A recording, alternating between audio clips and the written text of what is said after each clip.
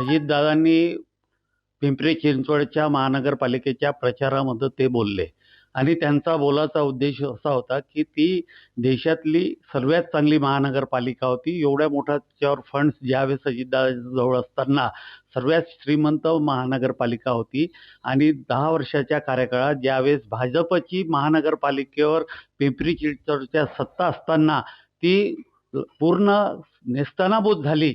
हा उद्देश त्यांचा बीजेपीवर म्हणजे त्या तिथल्या लोकल लोकांनी जे काही तिथं काम केलं त्यावर त्यांचा रोख होता. परंतु त्याच्यातून भाजप म्हटल्यामुळं पूर्ण राज्यात त्याच्या प्रतिक्रिया उमटल्या आणि त्यानंतर प्रदेशाध्यक्ष असो किंवा अजून जे काही भारतीय जनता पार्टीचे आहेत त्यांनी त्याच्यावर आपल्या प्रतिक्रिया दिलेल्या आहे. परंतु ज्यांची लायकी नाही अशा त्या माजी खासदार नवनीत राणा अजितदादासोबत अजितदादावर आरोप करून आल्या. अजितदादामुळं त्यांना खऱ्या अर्थानं लोकसभा पाहायला मिळाली. अजितदादा नसते तर त्यांना लोकसभा सुद्धा पाहायला मिळाली नसती.